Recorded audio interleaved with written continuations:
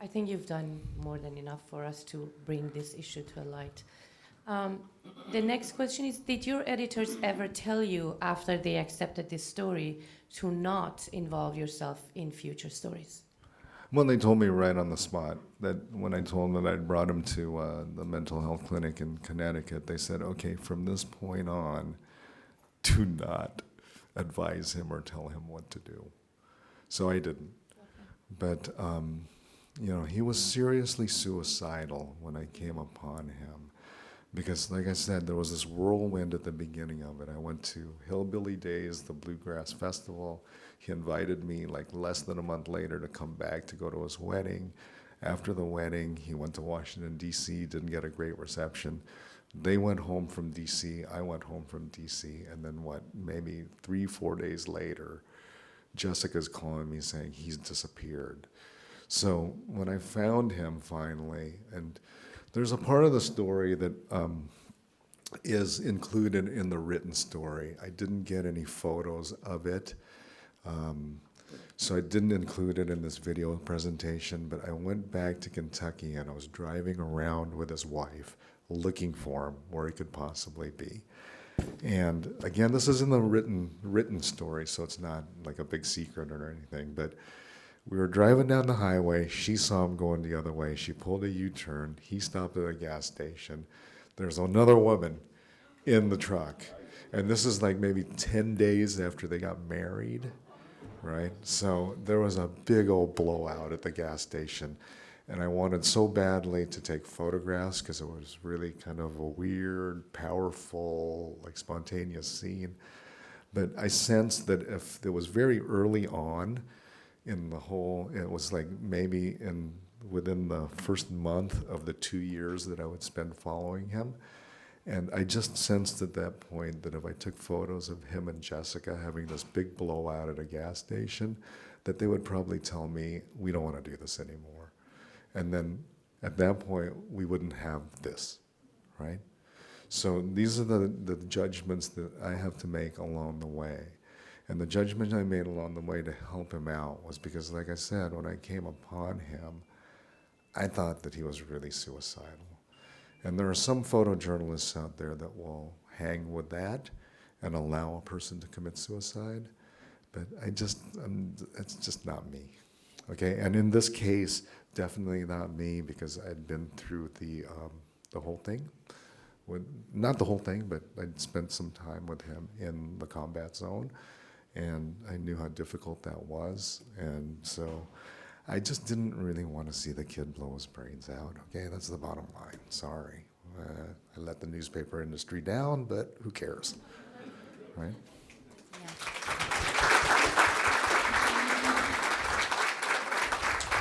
I understand the ethics of journalism in our profession. We always, at Institute Human Services, we always talk about ethics, and everyone knows how I always emphasize we have to stay ethical. But maybe I don't want to get you in trouble for this, but I think that if you did not do what you did, we did not have this right now, right? And sometimes it's those decisions that are based on the humanity in us that makes great things happen. So I'm kind of glad you went a little further beyond the boundaries. Don't do it again, don't lose your job, but I'm glad you did it. Well, ethics are very individual. It comes from your frame of reference. Absolutely. So many things, how you were raised, what your beliefs were, what your values are. Mm-hmm. So, I think, like I say, it comes to you in the right times. If you're ethically sound, I think that good things will come. Absolutely. Thank you for that. That's great. Do we have more time, Ms. Shauna? Yeah, okay. What I'd like to do, Anahita, is just do one more thing here, a presentation. Absolutely. All right? Because I think a lot of the stuff about Iraq for me is remembrance, and maybe that's like post-traumatic stress disorder too, is about remembrance. So I just want to read this. This is called Framework. It was a photo blog at the LA Times. It's sort of been kind of de-emphasized at the moment until they decide what they want to do with it. But this was written several years ago. So let me just read to you what I wrote, and then we'll go through the gallery up top. And it's called Goodbye Babylon, a Times photographer reflects on the end of the Iraq War. On Sunday morning, December 18, I received a mass email from President Obama informing me that the last of our troops had left Iraq. The war is over. To me, the final figures reported in the Times are staggeringly unreal. Nearly 4,500 U.S. soldiers died. An estimated 104 to 113,000 Iraqi civilians died. The U.S. spent in excess of $832 billion on a war that lasted more than 3,000 days. Approximately 150 journalists died covering the conflict. Amid the retrospectives and requiems marking the war's end, I've tried to find meaning from my experience in it. Many political pundits say it was all a big mistake and a terrible waste. I try to push these thoughts aside. It has to mean something, at least to all those touched by the war. Almost daily, images from the war cross my mind like an endless loop of film. I remember a woman wailing in grief over her mortally wounded grandson in the streets of Baghdad. The 8-year-old was tagging along behind a squad of American soldiers who came under attack. He was struck by grenade shrapnel and died at the hospital. I wonder if 9 years has dulled that grandmother's anguish. I think about the soldiers I met from places like Tracy, Visalia, and Watts, and remember families grieving at funerals across the state. The war produced a lot of tears in many places. Burned into my mind is the acrid smell of billowing black smoke from the huge trash fire at Camp Anaconda and Balad, fed by a steady stream of waste raging around the clock and lighting up the night sky. I remember a USO show for the troops there featuring Wayne, Mr. Las Vegas Newton, and a merry band of B-listers. It was surreal and entertaining. I wondered how many of the kids even knew who Newton was. I recall touring the ruins of ancient Ur, the birthplace of the prophet Abraham, whose sons Isaac and Ishmael spawned the great monotheistic faiths of Judaism, Christianity, and Islam, peoples that have been in conflict for much of the ensuing 2,000 years. Ur was located in the middle of the Italian military base in Nasiriyah, and you could get cold beer and wine there. Sometimes I think of Marine Lance Corporal Carpenter sprawled flat beside me in a gutter in Fallujah, where we spent a rainy night under insurgent fire, sheltered only by a 6-inch high curb. What has happened to Maldonado, Flea Hardy, O'Rourke, Doc Lopez, and Mustin? We've drifted apart, and I hope they are okay. I remember a kid named Gabriel. I took his picture in combat. A short time later, he was dead. Let them eat stone soup, I once heard a soldier exclaim to no one in particular. We had just been enveloped in a booming shock wave and saw the brown and black plume of a large car bomb rising in the distance over the flat rooftops of Baghdad.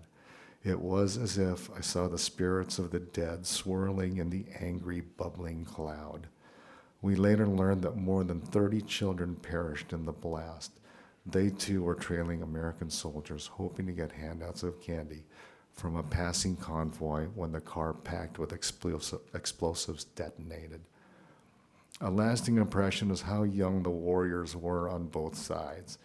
It was shocking to see men, boys really, sprawled dead in awkward positions on the ground.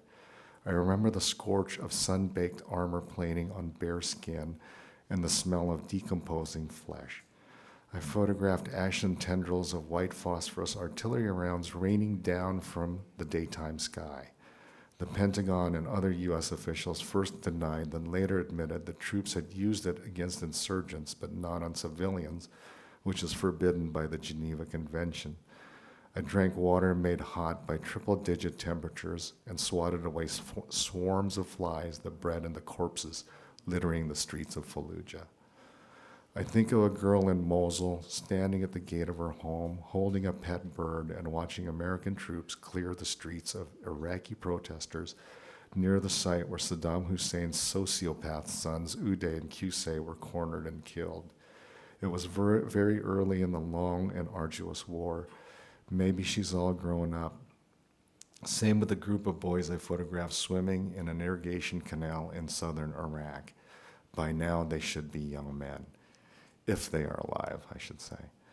I feel compelled to mark the war's passing, if only with this post and gallery, reliving and sharing the realities I witnessed and documented in pictures for the Los Angeles Times in 2003 and 2004. For me, Iraq falls further away, but it's like the sight of hundreds of tracer rounds streaking in seemingly slow motion and then fading into the night. You never forget, even though you sometimes wish you could. Let's go up to this gallery. And these are photos from my 2 trips to Iraq. Dead insurgents in Fallujah. This is when we had to go into a house because we were coming under fire from like 3 different sides. So the Marines kicked down the door, cleared it. There was nobody there. This is from an IED that was on the side of a highway in Baghdad. We drove by it, and about a second after we drove by it, the explosion happened, so we were just kind of past it. So we turned the car around, and there was a Bradley armored vehicle on its side, and 3 guys were getting pulled out. There's Blake. This is from my first trip there. This is a car bomb went off outside the Jordanian embassy, and that was the first car bomb that went off in Iraq, and the second one was on the UN compound. And since then, I think car bombs are a daily occurrence in Iraq. This is a memorial service for one of the army guys killed. This is survivor of the Jordanian embassy bombing at a hospital. This is that woman I talked about whose 8-year-old grandson was killed. This is one of the National Guard guys' funerals. I think this was it's in Exeter, which is Central Valley. This is the troops, the National Guard guys leaving, and they leave out of George Air Force Base near Victorville, saying goodbye to family. This is that 6-inch high curb in Fallujah where we basically spent the whole night like laying there. And these flares keep going up, right, when we're landing against the curb. And I'm like, oh, those crazy insurgents, why are they doing that? And the guy next to me goes, oh, no, it's us. We want to draw fire. I was like, why am I even here? So just kind of a metaphorical shot.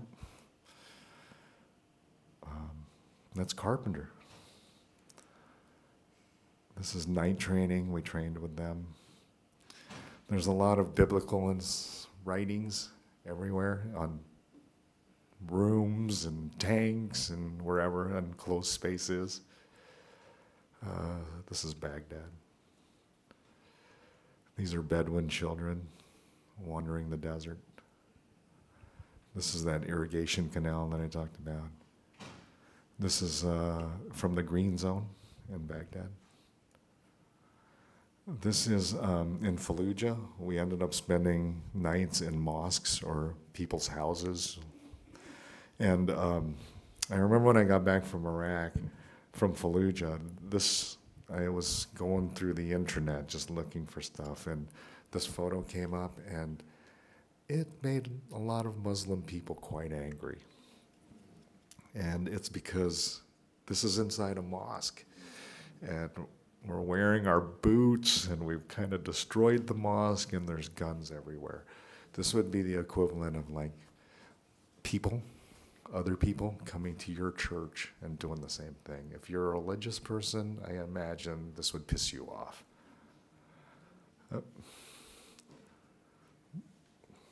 This is in Sadr City. This is back in 2003 where you could go wherever you wanted to, photograph anybody you wanted to, but Iraqis, they like to dance around with guns and shoot them in the air. And then this is that girl with her pet bird in Mosul. I wonder if she's grown up. I mean, obviously she's grown up, but I wonder where she is. Her town is currently under siege. Okay, thank you very much.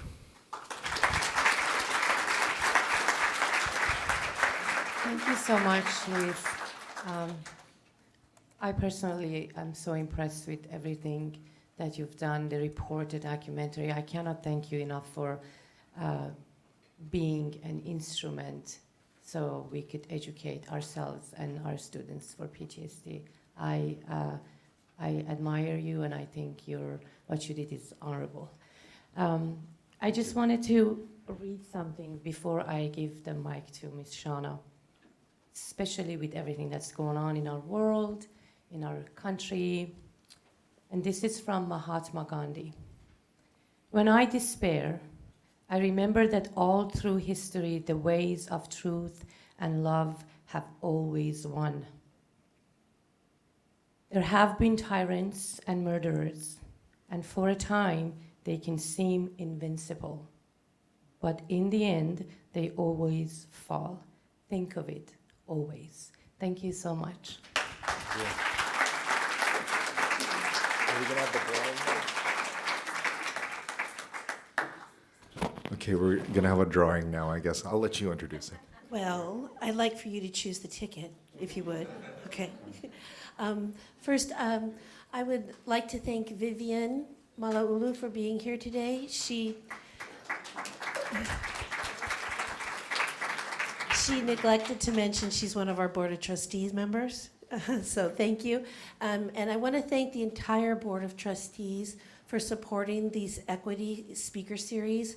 The comments from the students that I've received, and very unexpectedly, just the amount of emotion and respect and self-reflection that the students have been sharing with me has been overwhelming.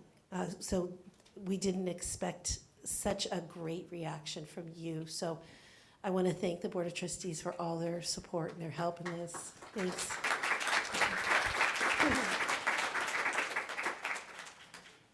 So Luis Cinco has provided us with a signed copy of his infamous photo. So we're going to do an opportunity drawing now, and hopefully the person is still here. We had some people, I wanted to let you know, the people that were leaving in the back, they were going to class. Okay. Maybe we should go with The third one? Okay. Okay. All right, the first one is 221-809. Sorry. Sorry? We're going over the third one, right? Oh, okay. All right, let's go with that one. I was going to say. 221-809. Come on up.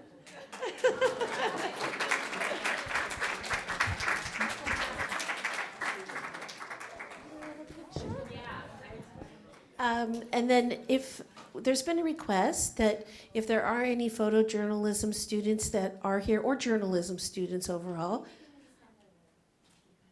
we would like you to stay around if you can, so we can get a picture with you and Vivian and Luis Cinco.